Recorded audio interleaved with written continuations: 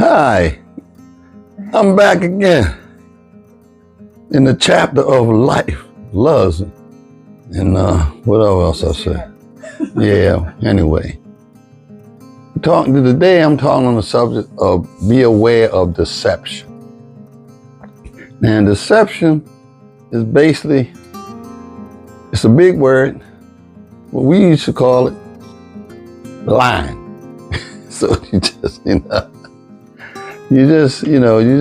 gotta listen to what people say to you if you're interested in he or she, and make sure they're not saying something that's fantastic.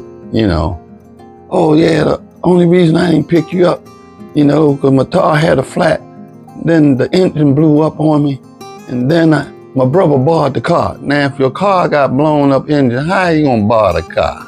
So I'm just saying, just watch it, listen to what people say, and it should be common sense in it. Going back to my high school, when I been out of school for about a month, almost a month, and because my ankle was broken, I hurt it in the last football game, the last game of my football career, and I had to go back to school, and I said, man, you seen Dottie? I ain't heard from Dottie. This girl Dottie supposed to be my girlfriend. I've been home, I ain't heard or seen from her, right? He said, man, Dottie out there doing it to everybody. I said, what? He said, man, I did it to you. I said, this guy, my best friend, he said, he did it to her. Everybody doing it. I said, Dottie ain't never do it to me. So, there's a lot of deception. To make a long story short and bring an update, maybe 15 years later, I'm a police officer. I'm in the Central District. I'm booking a guy in Central District. And who's sitting in the goddamn waiting room with two black guys was Dottie. I said, goddamn, Dottie, what happened to you? Oh, man, you know how it is with them, man. So I said to myself, yeah, I guess so. Shit, you bullshitted me. Then Dottie, this is 10 years, maybe 12, 15 years after high school. Dottie's sitting there with two black eyes. So you gotta reap what you sow sometime. And life, you gotta watch that deception, And it doesn't matter what sex, men and female. As a male, I was a steady worker, I had a job. I wasn't rich, but I believe in treating a woman right, treating her on the date. So it wasn't no problem taking women out. But it's just that I was aware of women telling me how to spend my money. That was my paranoia.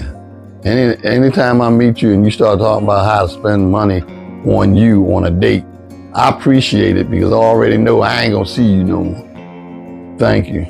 Now, when I met Miss Etta, one of her strongest points was that, no, I ain't going out with you. No, I ain't gonna give you none. And no, you ain't gotta spend no money on me. So I appreciate her being frank in reference to her standard. She don't play no games either. So, but what I'm saying, and I thanked her because I said, yeah, I would have took you out on dates. Keep believing that I'm gonna get close to you so I can get some. But she said, no, she ain't like that. So I ain't spend no money on her, but I ain't getting none either. But anyway, the bottom line is that being truthful and straight up really helps eliminate a lot of stuff. Most guys live home with their parents and stuff, or live with a woman, don't tell another woman they talking to. When a guy never bring you around his people and stuff, like, come on, wake up, baby. Because either he got a woman or wife, he living with somebody, or he's not available. Let me put it like that. You ain't got to sit there and have an eyewitness or figure out what. It's just like when I watch these court shows and divorce court, and they in there, they know the answer for to get there that the man ain't no good. Why you gotta go to court to have the judge say, now your man ain't no good? Man, he ain't no good. That's why you in there. So, but that's back to the word of saying, no, we can't make it. No, we can't get along. no, I can't deal with you no more. It's still, you gotta learn to say the word no. It takes a lot of energy.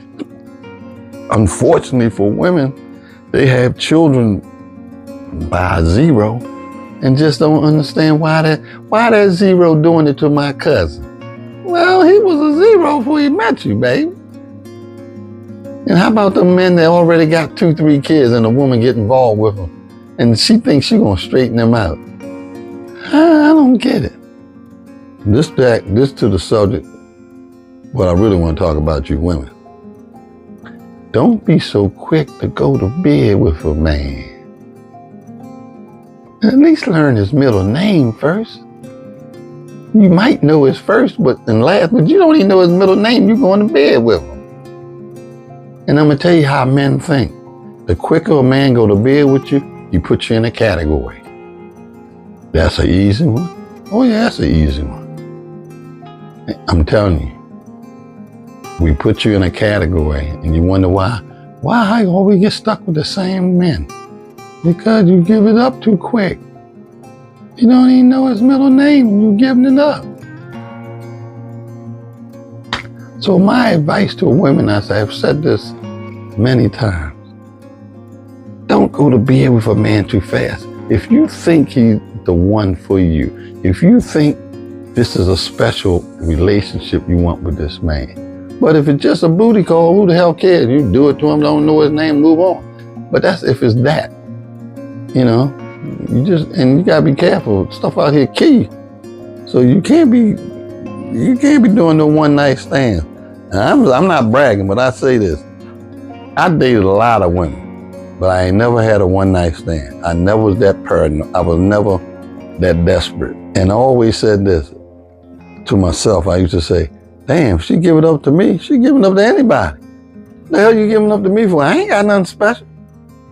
So that's how I always looked at it. You know, I never looked at myself as an over handsome, cavalier kind of person, you know. So if you want to give it up to me, I say, damn, you won't give it up to anybody.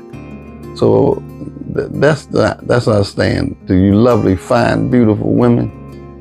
As I say to my beloved, chocolate caramel delicious. I'll talk to y'all later.